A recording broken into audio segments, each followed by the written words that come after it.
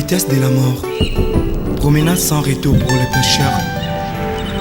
Barwa bakoki kovanda peti na bango bazali kolia ape komela. Liwa ekoti ezwi moko eke na ye mpe ezongisi ye te. C'est là 8 ans passés. Et durant les 8 ans, la nuit a passé du moment waouh. Je dis bien waouh. Je l'appelais Ir, la bonne humeur. Et elle a me surnommé Bestie. Et moi également, si je ne l'appelle pas bonne humeur, je l'appelle Bestie. Comme on le dit toujours que la mort n'arrête pas l'amour.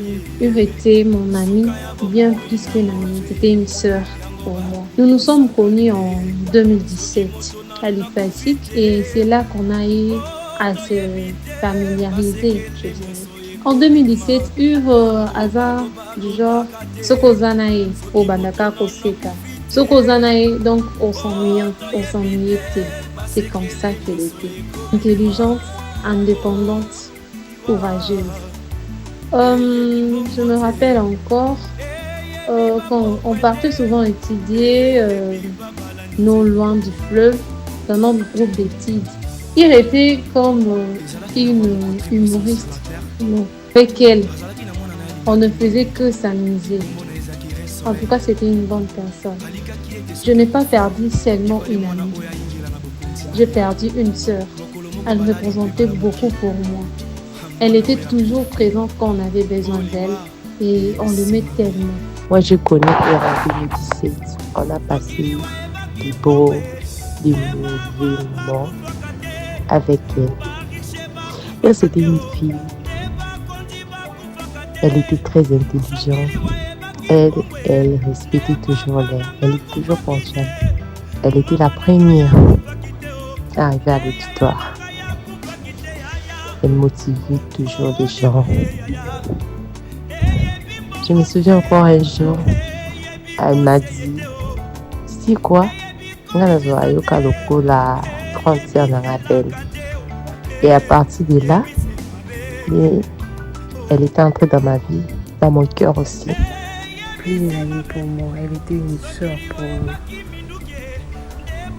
J'ai beaucoup de souvenirs d'elle, beaucoup. Et je me rappelle, lors de notre défense, elle avait coiffé ses cheveux et attendait cela. En route sur la moto, il y a des gens qui la regardaient. Arrivé également à l'IFASIC, il y avait des gens qui la regardaient.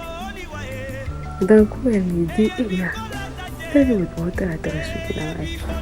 Pour que je bien affilé à moi, c'était beau. Et au moment qu'elle défendait, parmi le membre du jury, il y a une qui lui a demandé pourquoi cette coiffure? J'allais te chasser d'ici. Pourquoi ça? Elle a regardé la dame et elle a dit mais madame, c'est mon style. Donc, tout le monde s'était mis à rire. Non, je sais pas. Je n'arrive pas. Je n'arrive pas en tout cas. Je n'arrive pas en tout cas. Après l'IFASIC, la vie a continué et notre amitié était devenue encore plus grande. C'était une famille. C'était vraiment une famille. Il venait souvent me rendre visite à la boutique. Elle venait acheter des vêtements. Donc, même au grand marché, les grands marchés pleuraient. Donc, c'était une bonne fille. Une fille très jeune. En tout cas, quand elle venait à la boutique, camarade de Yolanda il raillait. Donc, c'était comme ça. Voilà qui je manque de moi. Une fois, je me souviens encore, la cour informatique. Elle dérangeait. Solo. Là, elle provoquait Aurore. Elle appelait Mava. Le prof a vu. Il a fait passer devant. Le prof a posé la question. Qu'est-ce que toi tu fais ici? Oh, je suis étudiante. Toi, tu as quel âge? Vous êtes en forme d'étudiante. Tu es comme... Vous êtes un bébé à 12 ans. Toi, tu dois être à l'école primaire. Qu'est-ce que tu cherches ici? Donc, par tout le monde Sokopé si R7h30 en tout cas 7h30 il allait déjà là à Komikobe Mabino. Donc après il facile on a toujours continué la famille. Ma charou, boni bébé, pas bien. Maman, bébé, ma camarade n'est pas bon, j'ai pas d'argent bébé. Dimanche réunion à Rameau, quand on a sous-quitté. Quand on a balabala, on a réunion à Rameau dimanche. Au problème, Nignan. Depuis notre télémène à rien à causer le magasin. Elle était devenue ma sœur. Imaginez, j'ai accouché, mon amie. Il y a l'université, imaginez. Elle venait à la maison, c'était elle, la maman de mon fils. En ce qu'on est bilamba, il y a moi, elle prépare pour moi. Et bon, que la maman aussi, elle prépare. Naébissé de l'autre côté. Je ferme ma bouche. Quand je ne peux pas pour toi, j'ai fini. Après, au lit à caca. Au lobalang et l'autre, l'examen, on a ça, le au monde. Quand on a oh, ça dit, tu fermes ta bouche. Donc, bah bien fait, naï, les kébélés. En bref, Azaki Mutumalam. Azaki pina ba caractère naï. Soit c'est yoto ko pouvoir naï mais à part ba caractère naï, Azalaki bien facile na ko comprendre bateau. Azaki na ba look ne loko là-bas à Nipal. Je leur disais, tu es belle, tu as une belle taille, tu as une belle voix, tu es intelligente. Fais un effort et aux hommes, moi, c'est qu'on corrige les habiletés. Oh non, mais ils en ont qu'à juste style kakame. Koloba, avec le temps, à comme changer, puis à comme la comme ma fille, à comme le cola bisso, elle se fait tresser des mèches, banini et tout. Mais elle était vraiment. Il y a ma Tumboli, je vous dis, non. Ma Tumboli, mon corps, mère. Je m'appelle toujours mère. À base, bon. Toujours ça calme comme ça. Mais sinon, trop beau, ça n'a qu'à être à jamais. Maman, elle est Plus. Elle est mieux ça. Elle est qui? Elle est qui au web? Elle est qui? Elle est Toyoka. Collègue n'absolument Patrick. Bano tumbole makasi.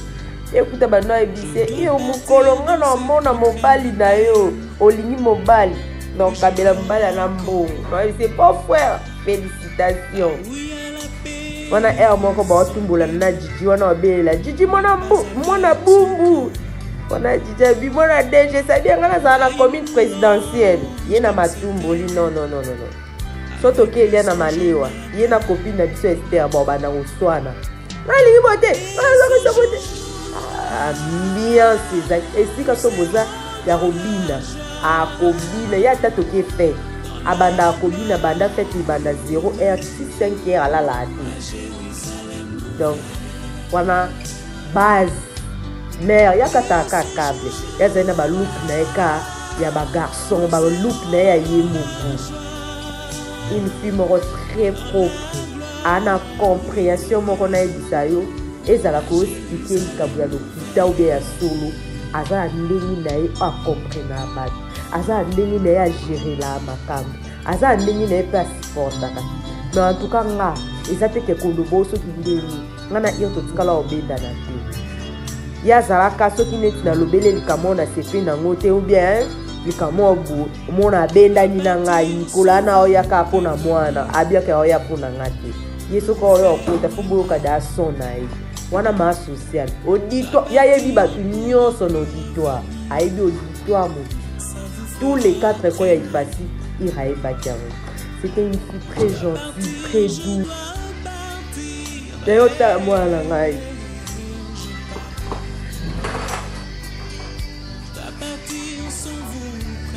Ye, azalena batuna beta masolo. Azalena secret vraiment entre nous les amis, surtout la base Natua Boboko. Elle était toujours là. Imaginez, c'est la sœur de mon mari. La bien mère. J'ai un déni. On a un morceau tout le monde a des parents. Yo, mon Richard. Ita o mutabandu o muyako. On a aussi quand même. Donc, après il facile de continuer à vivre ma famille. Famille Zaka a dit, nous sommes papa moko, maman moko. Nous avons mené dans sa vie. Mais abotolinga y avant. Abotolinga ir avant. Ne ebite tozo kusaka loku. Na masango de fanai. Atike ninga famille nini. Baleki, atike ninga baleki. Badine, basation, baleki nanga. Joyeux anniversaire. Joyeux anniversaire. Joyeux anniversaire. Oh, kobotama ezalaka esengo. Kasi mokolo totikaka mokili mpona kozonga na maboko na tata ezalaka mituna mpe tozwaka biyano te. Liwa ekipaka kozwa moto te, ezwaka mokonzi nyonso. Ata ozalaki na bambongo, ozalaki na bamoyen, soki liwa eye ekoki mpe titre na yo te. Omonana esi wana ezali mokano na Nzambe. Liwa ezali liwa te, tokomonana lisusu elongo na Yesu. Komonana esili te, liwa ezali liwa te, tokomonana lisusu elongo na Yesu. Mama nanga elengi kola paka mama tokomonana lisusu. Liwa ezali nango liwa te, na mokolo na suka tokomonana. Papa nanga natalisi kimbuni tokomonana lisusu papa. Mokanda na Nzambe elobi te, liwa ezali liwa te, tokomonana lisusu elongo na Yesu. Mokanda na Nzambe elobi te, liwa ezali liwa te, tokomonana lisusu elongo na Yesu. Papa nanga lwaka mbungu tokomonana lisusu. Papa bukulu tokomonana lisusu na mokolo na suka lokola ndenge Biblia elobi na biso. Alleluya. Mabende koboya Yesu, mabende ezali lisubu, na mokolo ya suka tokosamba nesambiselo.